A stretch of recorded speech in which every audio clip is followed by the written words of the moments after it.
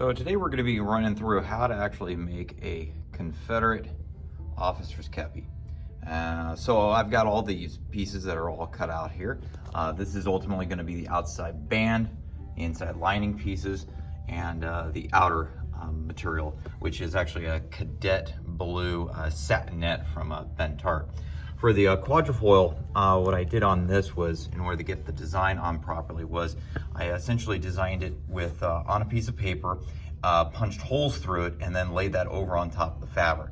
Once it went over on top of the fabric, I then hit it with some chalk after I punched some holes through it, and then was able to trace that out with a marking pencil, and then slowly but surely hand sew all of that into place. Starting off by essentially poking a little hole through, and then working the braid up through that, so that way there's no raw edges. Same thing goes if you look here, you can see how the where it started here got punched through and then ended through there as well. So far what I've done is I've taken this and I have went ahead and put it onto its pasteboard backing.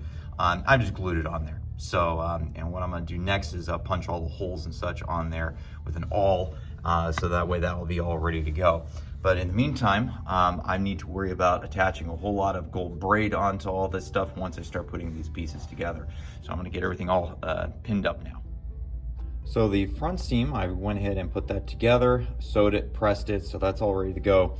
For the lining, I went ahead and did the front and the back as well. And this I'm just going to set aside for now, not even going to worry about it, because this is going to be what's going to be consuming most of my time here. I need to start off by putting the 3 rows of braid on the front of the cap.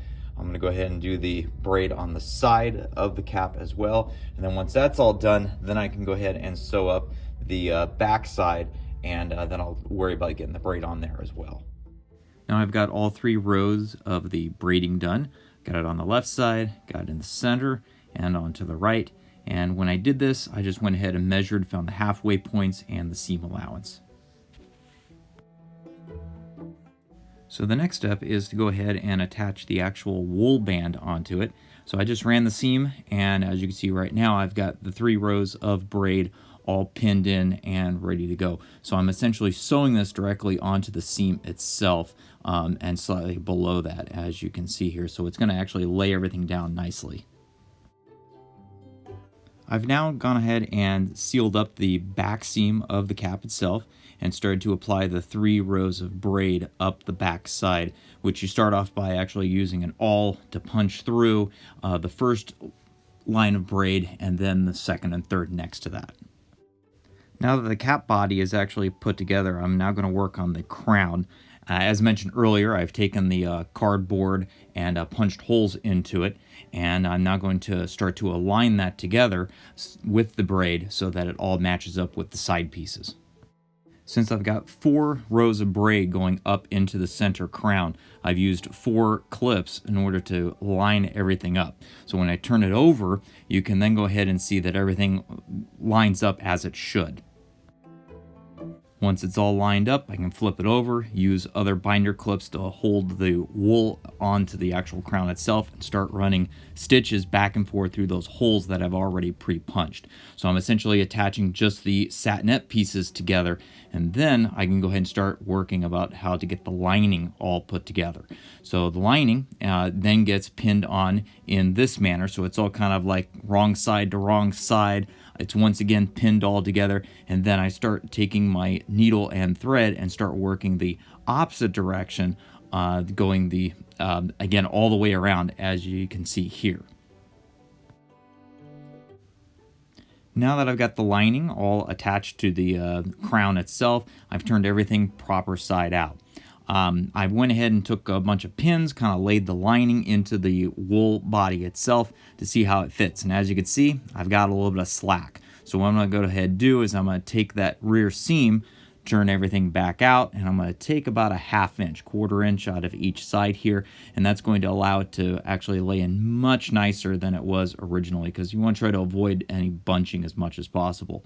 So here it is. I went ahead and put some tacking in order to keep the lining kind of relatively in place as I begin to go on to the next step here, which happens to be the visor. I've pre-cut my leather and put some holes up in there, varnished it, and I've got this little half moon here that as you can see, I've marked it out here with some chalk because that's going to be the underside of the visor. On most officer visor caps that you see, or kepis, sorry, is that you're going to have this on the underside, unlike enlisted caps where it's just put in. So this is going to be the top side of the visor and the underside, as you see here, and that way it's going to create a really nice finished look when it's all done, and you're not going to see any stitching whatsoever once it gets attached to the body. To attach this, what you need to do is open up the actual wool band itself, and you're going to start tacking it in going one direction. It is a little tricky because that wool starts getting bent back over onto itself, but you want it to do that so when everything's all said and done, it's going to lay nice and tight up against the forehead, and it's not going to have any sort of bunching or anything of that nature. And that's why it's real important to have that chalk line so you can kind of follow that as it goes together.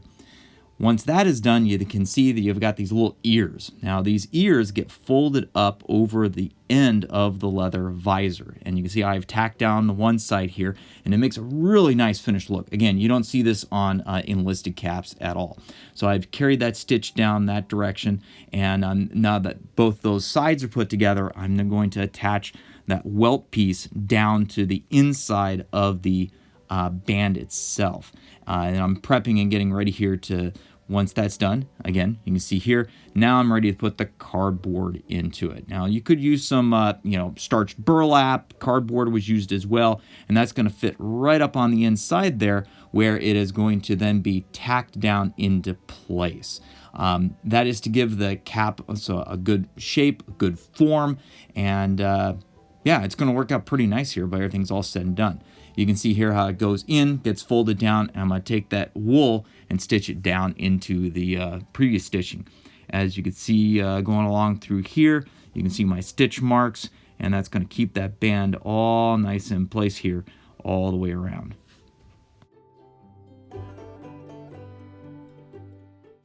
For the next step, I like to put my chin straps in, and I either use a punch-a-all or a leather hole maker, so I like to sink the shanks in, and by doing so it creates a real nice flush effect with the chin strap and the buttons going in. I hate it when the shanks are hanging loose. You rarely see that on originals.